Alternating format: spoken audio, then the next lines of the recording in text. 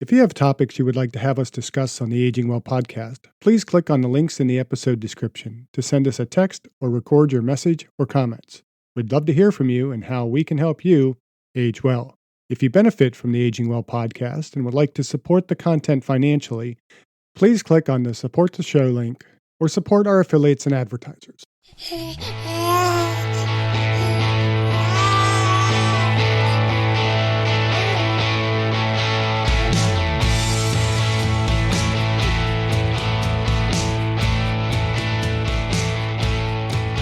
Welcome to the Aging Well podcast. I'm Jeff Armstrong here with Corbin Bruton. In this and the episodes that follow, we will share candid discussions on aging and hear from the experts. We are here to inform and encourage as we experience, well, aging. This is part 3 of a 3-part interview with Dr. Margaret Manoogian, a professor of Gerontology, Aging, and Older Adulthood at Western Oregon University. In this episode, we discuss the concept of intersectionality and finding meaning in our last chapters of life as we seek to age well.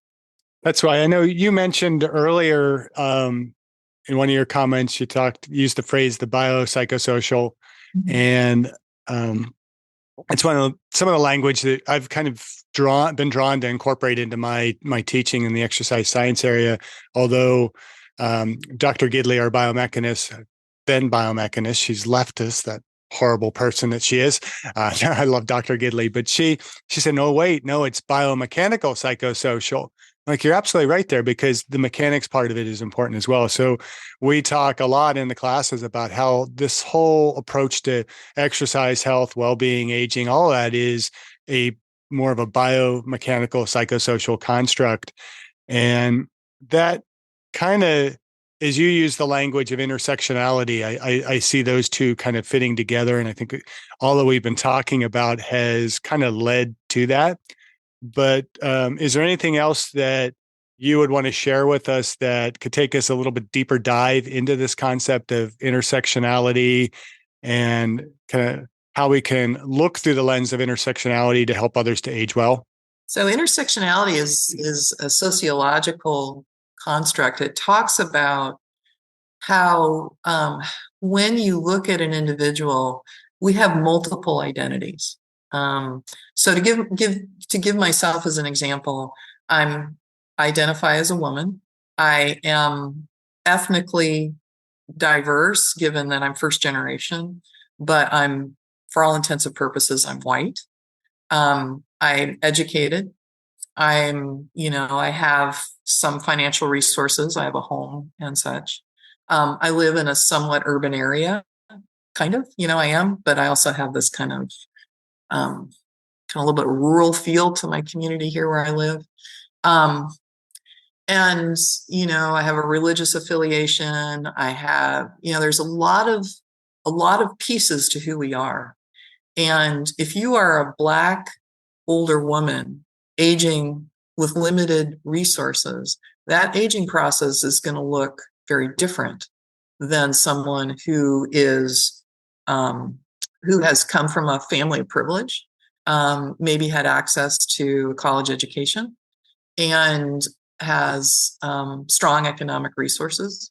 And so those variability of who we are then leads us into vulnerabilities potentially and inequalities, right? So for instance, if you have a lifetime of not having good healthcare, or if you don't feel that you can have trust in a healthcare setting. I had a wonderful conversation with a young woman who was African American, talking about hospice and about how many older Black individuals are hospice is not something they consider.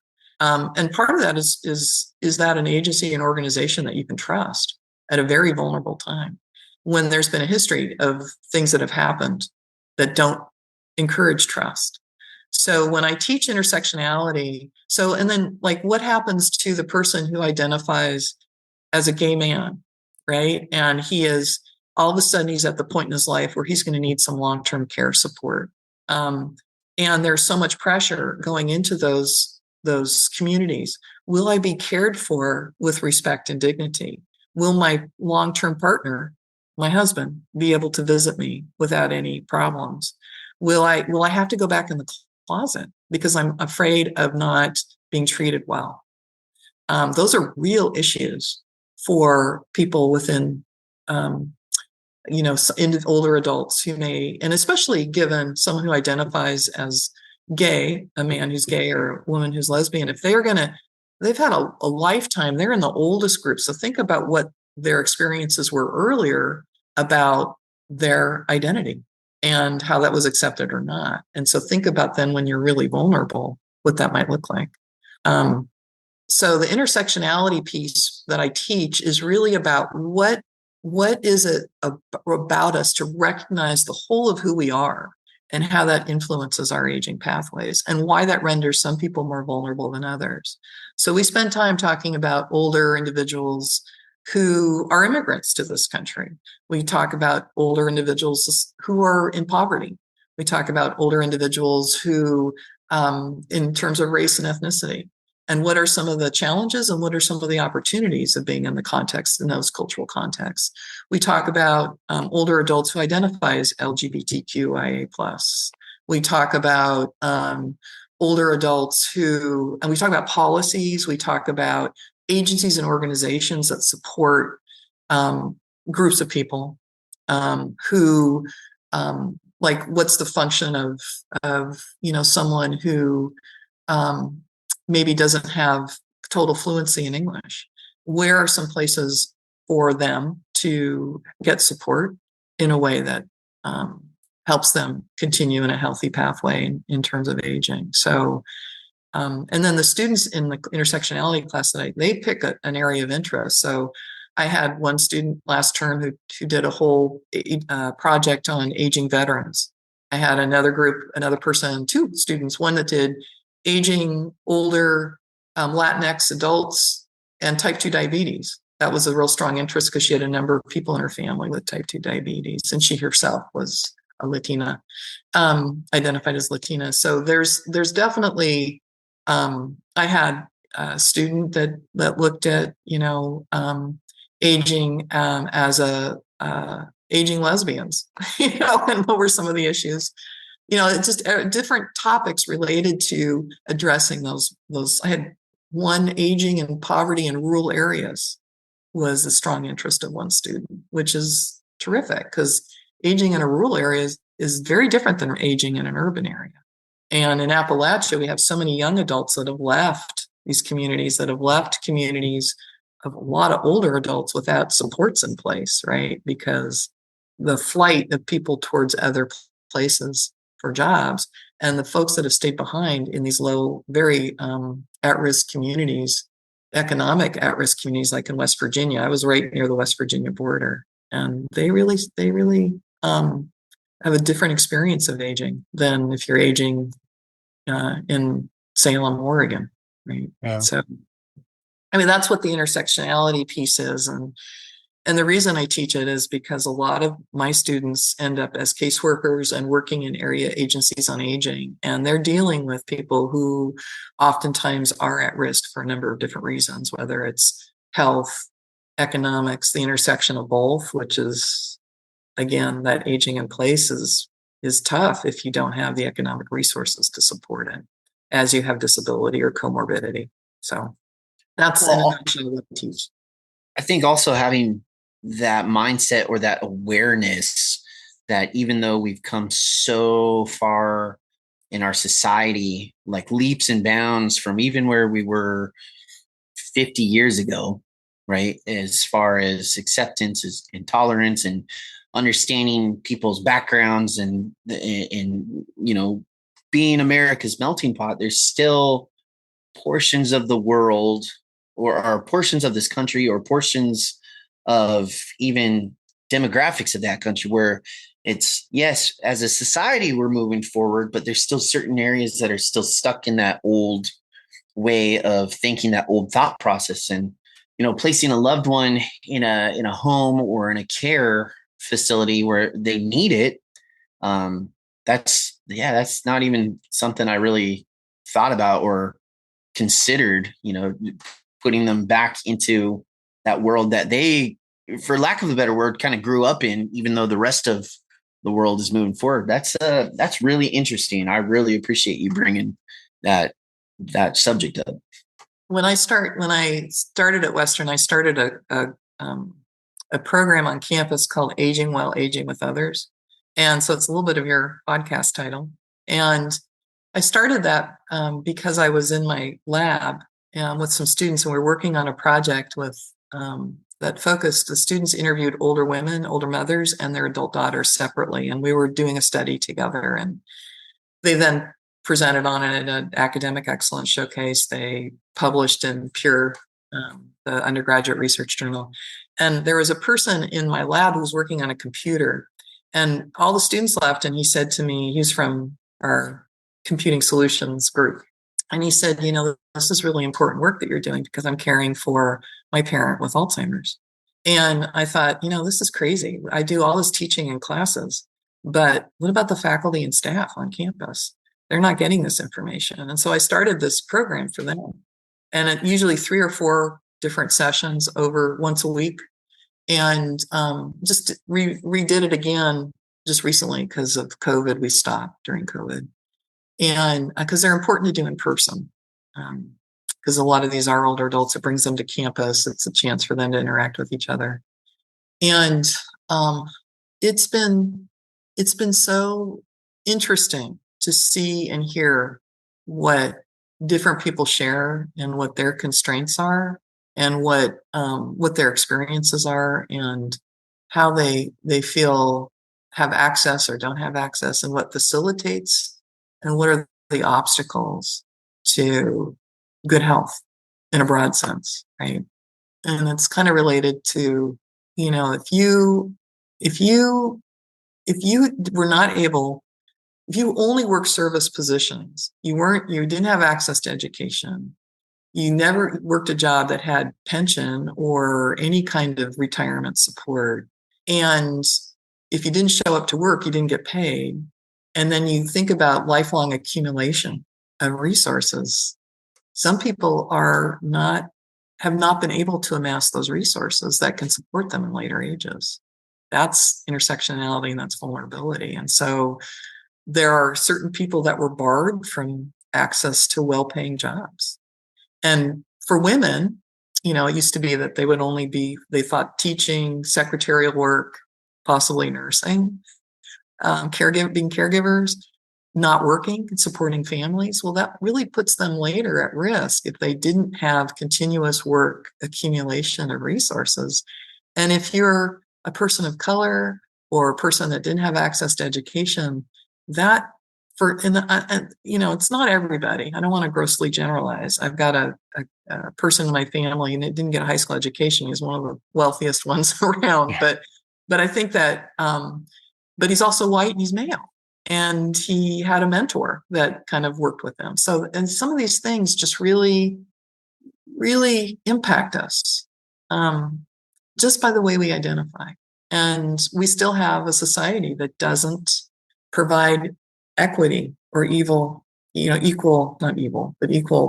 playing fields for everybody.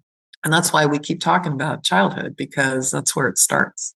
And I'm talking about where we end. And so that's what I try to convey and teach to my students.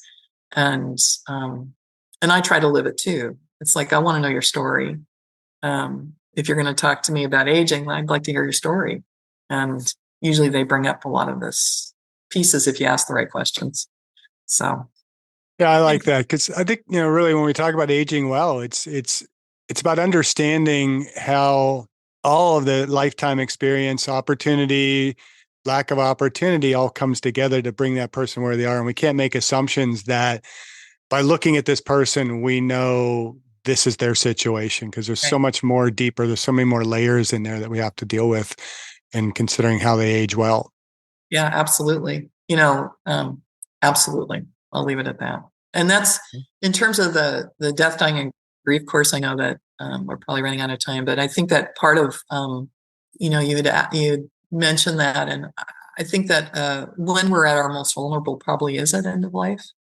And so I've been teaching that course across a couple of campuses for a gazillion years. And I think that having conversations about what kind of support you have in place, how do you plan for that?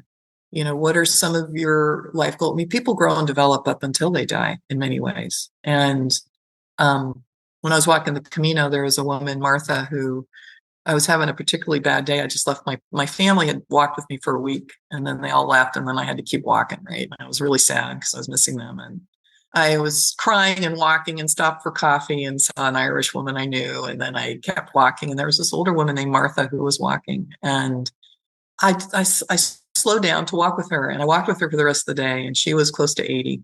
She was walking the Camino. This is 500 miles. And I said, we start talking, and turned out 2 years prior, her husband, Roy, had died. She was his primary caregiver. He had cancer. Their dream had always been to do the Camino. And he said to her as he was dying, I really want you to do the Camino. I know it's important. And so she did. And she walked very slowly. And she had lots of support from people who would walk with her on occasion. And after I walked with her for a couple hours, she said, Margaret, would you mind coming with me over to stop for a minute? And I said, sure. And she opened up her vest, and she had all these vials, and she had Roy's ashes inside of her vest. And she said, I want to spread a little bit of Roy's ashes. Would you feel comfortable joining me? And I said, I'd be honored. And so we went over to a little tree that she chose, and she dropped a few ashes, and she leaned down and she said, Roy, I'd like you to meet Margaret. I think you'd really like her. And I said, Roy, it's a pleasure to meet you. I said, you'd be incredibly proud of Martha. She is walking this Camino for both of you. And she had purpose. She had support from people who just fell in love with her as they walked with her. And she was at the end of her life too. And I just, these experiences are so important. Like, what's important to us up into the last part of ages? And then in terms of death and dying, what are some of the things that are unfinished? A lot of older adults like to do life course reviews, where they look over their past and make meaning of what brought them to the place that they're at. I just talked to an older adult that's doing a 3-month cruise around the world. And it's always been his dream, and he's going to do it. It's like, thankfully he's got the resources to do that and the health to do that. But so anyway, I just really promote talking about even advanced directives and, what do you want to have done after you die? My mother wanted her ashes backpacked up into Yosemite because she had congestive heart failure at the end of her life and couldn't be in high elevations. And so she wanted my sister and I to backpack her up. And that was our conversation. And I said, yeah, you're doing that because you want my sister and I to keep talking to each other. She said, yeah, in part. But it was important to her because she loved Yosemite and she loved the Sierras, and didn't get a chance to go up there anymore. So that's where she is. So I just, these conversations are important. So that's part of my focus on death, dying, and grief too, are those intergenerational relationships and how we can prepare as best we can, because a lot of it's out of our control. And how do we make meaning of that those last chapters, like Martha? So.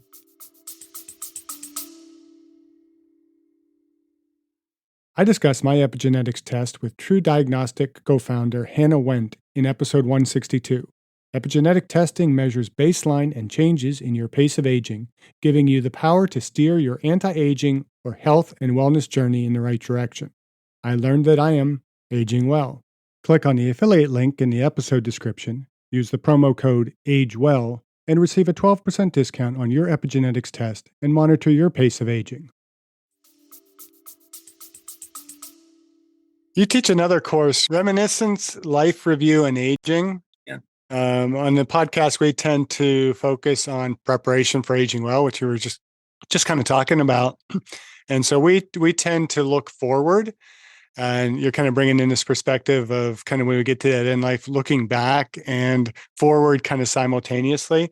Can you tell us a little bit about this class? Yeah, that's basically, there is research as well as practical guides on how to kind of conduct a life review. And in Eric Erickson's work on kind of the psychosocial aspects of aging, he talks about, he had talked about kind of that last stage of looking back on your life. And, have you lived a life that's well lived, basically? And he suggests that if you felt you didn't, there'd be a lot of regret at the end of life. But I think, and that doesn't mean a good life necessarily. It means a life, right? Where there's good and bad and everything in between. And they've found that doing life reviews with people like in hospice, and even people with mild cognitive impairment, that it can be a positive experience for older adults. That's why you see a lot of autobiography groups happening in different, settings. Capital Manor, which is a continuing care community in in Salem, they have writing groups that do this. And this class teaches, the students find an older adult in their lives, can be a grandparent or an older adult in the community, and they work with them weekly. And at the end, they pull together what they've interviewed and talked with this older adult into a comprehensive physical thing that they can actually give to the older adult. And it's not chronological; it's based on chapters. So one might be on work. They decide. There's lots of options, but they decide what chapters they want to work on. It can be family, it can be work, it can be childhood, it can be whatever, And then there are questions that we have a resource that we use, a book, and there's also, we talk about in class. I teach them qualitative methods, like how do you interview someone? How do you do that? And they basically record those times, and then they don't transcribe verbatim, but they create the storyline from and include original quotes from the older adult. And so that by the end, they've got this very interesting tapestry of important chapters that the older adult wants to highlight and talk about. And it offers the opportunity. It's really nice. It benefits both the interviewer, right, the student, as well as the older adult, because the older adult gets a chance to reflect back and make meaning of some of these things. And how does that fit? Because oftentimes a life review will draw them back to, oh yeah, I did. Like I started this time with you. Like I did start with an older adult, a grandparent, and worked over time with Polly, who I visited at age 4. Right. There's times in my life that I was always connected to older adults. So I could see that over time. Or you can see those patterns, and that's what a life review can help with that. And it also is a way you can pass on a legacy. So it's something you pass on to future generations. For the younger adult who's doing the interviewing, they're traditional age, and I don't always have just traditional age in my class. They get a chance to hear someone's story, and for better or for worse, right? They hear a lot, and that helps shape how they think about aging and their own lives, and their own relationships with other older adults and their grandparents, et cetera. So that's the course. Oh, and it sounds like, is there research in that area that might kind of, because the thoughts that I was thinking as you were having that is that could actually benefit somebody in managing many of those regrets that we might have at end of life, because we tend to look back and think of the things that we didn't do or couldn't have done. But when you start connecting those pieces from the past and realize, I would not be where I was at, where I'm at right now, had I not been for those experiences. And it seems to me that would bring people to a greater sense of purpose and fulfillment of that purpose at end of life by going through that process. Because many of us, like I like to journal, I like to kind of keep in the moment. And, a question that I'll often ask people is, if you could go back in time, what would you change? And I always love, and I can usually tell from a conversation with the person, and I was tempted to kind of ask you this question, and I might still ask it to you, but I'm kind of giving you the answer that I'd expect, is that, for certain people, you would expect them to say nothing, because if I changed anything, I know that I would not be where I'm at right now. Mm-hmm. And I feel like for people who are able to look back and see how all of these pieces connected, and even though something was very tragic, you can see the good that has come out of it, not maybe necessarily for you, but good for somebody else, even 6 degrees of separation, that there's always some good in that experience and challenge or opportunity that you've faced in your lifetime. And when you can look back on it and say, okay, yeah, this was a rewarding life. It was hard, but something came out of it. Then it seems like that would put somebody in a much better place. Say, okay, I've completed this life. I've done well. Is that kind of what we see in the research? Yeah. And also I was on an article, I did a study with looking at some, and I know Corbin, you're probably going, oh my gosh, I got to get out of here. I got to move my No, phone. no, not at all. I just I have a brand new puppy I just have a brand new puppy and he keeps me up all night. So I'll make it short, but I was on part of Dan McAdams is a psychologist, has done narrative work in Chicago, and he gave a doctoral student at OSU access to some of he interviewed people over time. So we narrowed the sample down to him as a doctor. I was on the doctoral committee, and part of it was quantitative, which I wasn't a part of. I was kind of mentored her in qualitative research. And we separated the groups out into those with high purpose and those with low purpose in later life. And it was interesting, Jeff, related to what you said, is those that had some adversity and had some situations that people would say were not positive, whether it was a disability during the war or, it was the way that they were treated, in an abusive family situation. They actually oftentimes had the highest purpose because they reframed those experiences and then decided they were going to do something to better society based on their own experiences, right? So they were able to make meaning and bring something out of those pretty horrible experiences to do something different. And it became part of their life's work, right? Their purpose. So I think being able to see that is really important. So yeah, I think you're right on that. And then you're going to have, part of it's temperament too. You got people who look at life with a positive outlook and attitude, and you got people who are Eeyores. Yeah. That life is tough and poor me and alas and that's going to shape who we are. And temperament's fairly stable across the life course, so it's going to shape our journeys too, and how we think about regret or challenge or gifts, or how we make sense of adverse situations. So yeah. Anyway, So Corbin, I'll let you kind of do the wrap-up question here. Okay. We could probably talk for hours here. I know. We really could. Dr. Manoogian, thank you. Is there anything else that you would like to add if our listeners wanted to connect with you or learn more about your research and teachings? Where can they find you? Where can they find me? Well, they can find me at Western. They just need to, it's easy to find me. You just Google me, my name, and there's very few Margaret Manoogians in the country. So you'll very quickly find me and send me an email. And I'm happy to respond. Not always like within 24 hours, but I'll respond. And I think that, I guess the last thing that I would want to say is just to encourage anyone who's listening to this that, those things that I talked about, the reality of aging in that fourth age that you're talking about is that we do have less energy. And we may have some things that are constraining our opportunities to do the things we had once done. But as Laura Carstensen, who's a psychologist out of Stanford, she developed socio-emotional theory, which she talks about how as we get into older ages, we definitely do have limited, the realities of aging set in.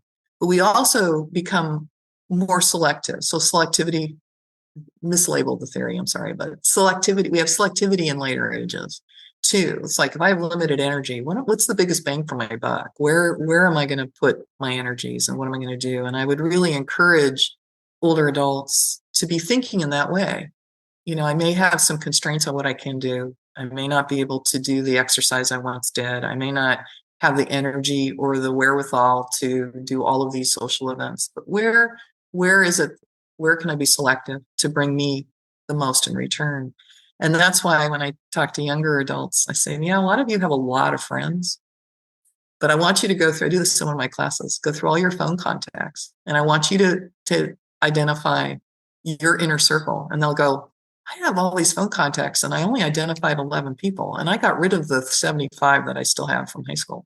And it's like, but for older adults, they're going to have probably a lot less contacts, but the ones that they have are going to be really important to them. So that's, I think, one of the kernels that I want people to leave with. And intergenerationally, it's important for us to have friends of all ages, right? Because if you're older, your peers may die and you're still alive. So it's important to have people from all different generations be a part of that circle. So that's what I'm going to leave with. Well, I think that this was super eye-opening. I know that I learned a lot. I'm assuming that whoever's listening to this has also learned a lot. I encourage everyone out there to recognize that, what we thought was just the normal way of thinking, there's actually such a more broader way. And if we can open our eyes and open our hearts, it's one thing that we can all do to age well. Age well. Thank you for listening. I hope you benefited from today's podcast. And until next time, keep aging well.